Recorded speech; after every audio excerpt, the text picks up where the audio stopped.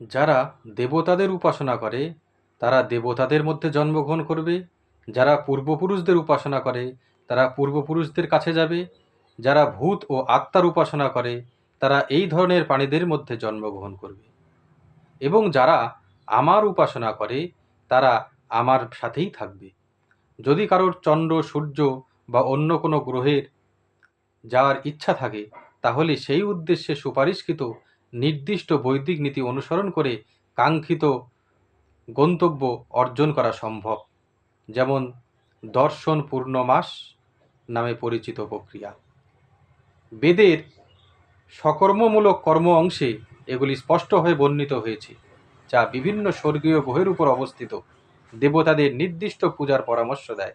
একইভাবে নির্দিষ্ট যজ্ঞ করে পিতৃগ্রহ অর্জন করা যেতে পারে। একইভাবে কেউ অনেক ভৌতিক গ্রহের কাছে যেতে পারে এবং রাক্ষস বা পিশাচ হতে পারে। পিশাচ পূজাকে কৃষ্ণকলা বলা হয়। অনেক মানুষ এই কালো শিল্প অনুসরণ করে এবং তারা মনে করে যে এটি আধ্যাত্মিকতা, কিন্তু এই ধরনের কার্যকলাপ সম্পূর্ণরূপে বস্তুবাদী। একইভাবে একজন শুদ্ধ ভক্ত যিনি কেবল পরমেশ্বর ভগবানের উপাসনা করেন তিনি নিঃসন্দেহে বৈকুণ্ঠ এবং কৃষ্ণলোকের গ্রহ অর্জন করেন। এই গুরুত্বপূর্ণ শ্লোকের মাধ্যমে এটা বোঝা খুবই সহজ যে যদি কেবল দেবতাদের পূজা করে কেউ স্বর্গীয় গ্রহ অর্জন করতে পারে, অথবা পিতৃগণের পূজা করে কেউ পিতৃলোক অর্জন করতে পারে, অথবা কৃষ্ণকলা অনুসরণ করে কেউ ভৌতিক গ্রহ অর্জন করতে পারে, তাহলে কেন শুদ্ধ ভক্ত কৃষ্ণ বা বিষ্ণুর গ্রহ অর্জন করতে পারে না?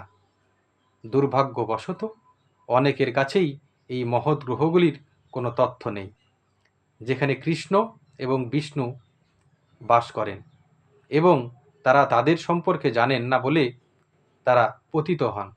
এমনকি নির্বিশেষবাদীরাও ব্রহ্মজ্যোতিষ থেকে পতিত হন। কৃষ্ণ ভাবনামৃত আন্দোলন তাই সমগ্র মানব সমাজকে মহৎ তথ্য বিতরণ করছে, যাতে কেবল হরে কৃষ্ণ মন্ত্র জপ করেই কেউ এই জীবন সিদ্ধ হতে পারে এবং স্বর্গে ভগবানে ফিরে যেতে পারে। নমস্কার।